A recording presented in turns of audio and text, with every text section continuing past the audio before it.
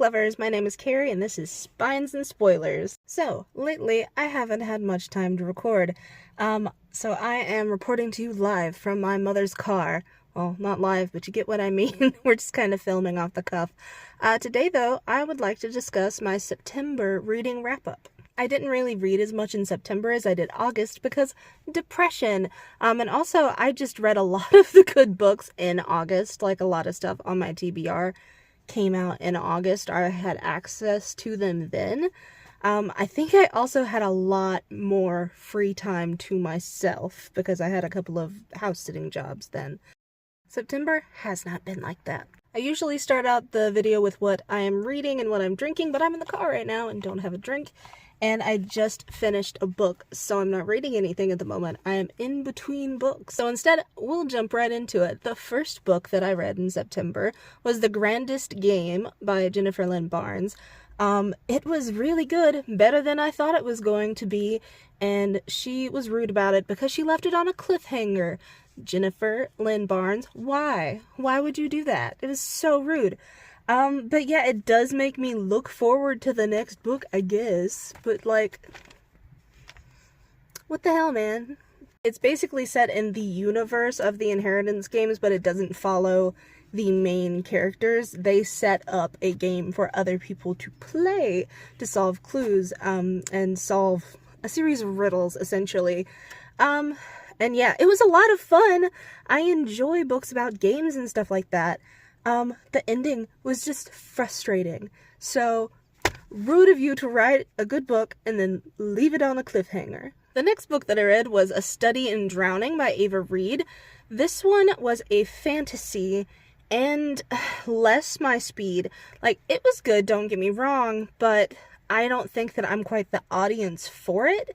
This is the first Ava Reid book that I've read, and I don't have anything wrong. I don't have anything against her writing style necessarily. I am not a big fan of fae stuff. I'm sorry. Please don't kill me. I'm just not a fan. I don't hate it, and sometimes it's done well, but in this case, I really was not feeling it. It wasn't for me. I still gave it like a 3 or a 3.5 because the writing was not bad, and the plot had a lot of potential. I can definitely see why people like it. And I would definitely recommend it to people who like that type of thing. And yeah, I just want to emphasize that I'm not talking shit about this book. I don't think it's bad. You know, you do you. The third book that I read in September was an autobiography, but it might as well have been a horror story. It was The Woman in Me by Britney Spears. If you don't know anything about what Britney Spears has been through, take a minute and read this book. It's rough in some places, but I think it is worth at least... It's not long, okay? And I think that her story deserves to be out there because she went through absolute hell and she still gets treated like shit for it. Like, people still shit on her and make jokes about her struggle. And it's heartbreaking, honestly. And parts of it are absolutely horrific and could be made into a horror story. So yeah, my heart goes out to her. I don't know what she's like as a person, like individually, but she did not deserve what she went through. The fourth book that I read in September was A Sorceress Comes to Call by T. Kingfisher.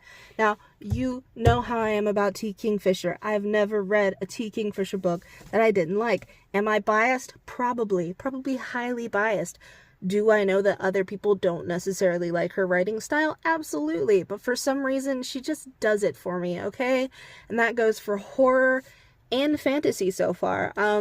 Often when authors dabble in fantasy and horror, I'll lean towards the horror, but in her case, I love them both.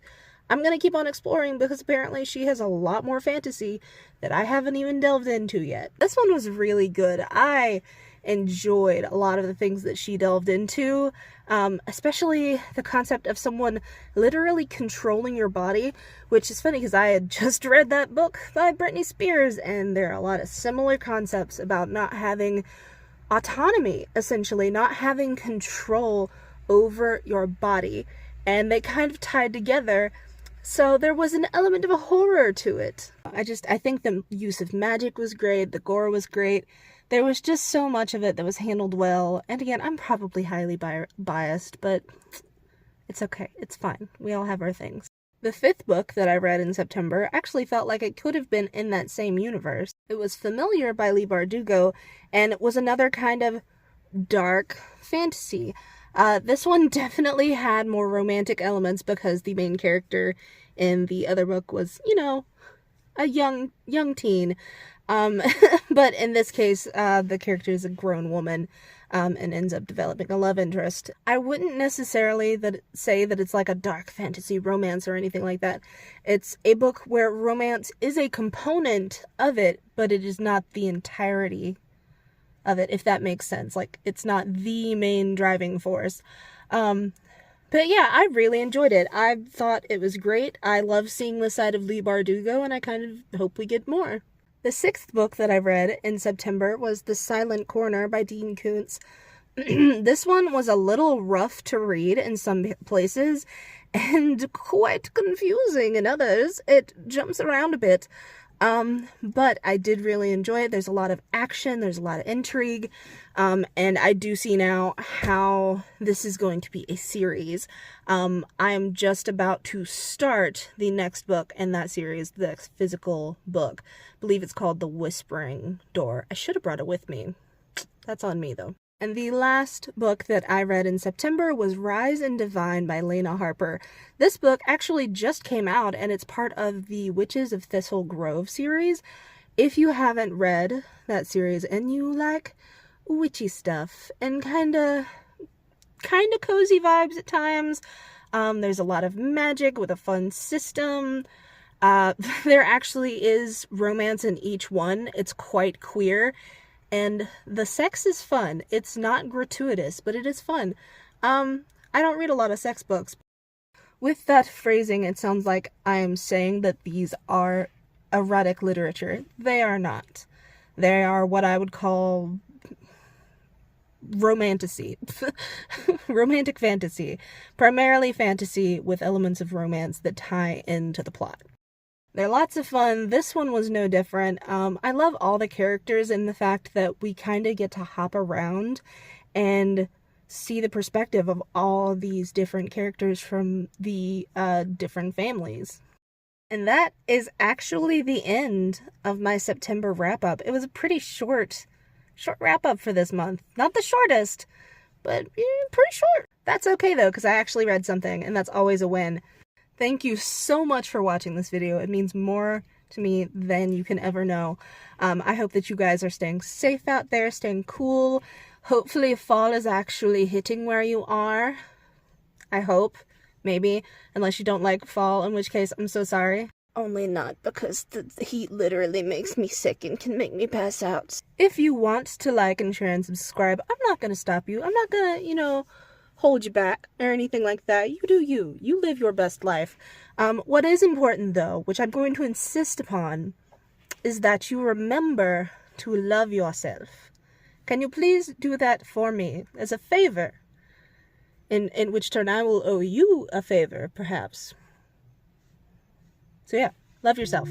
Bye.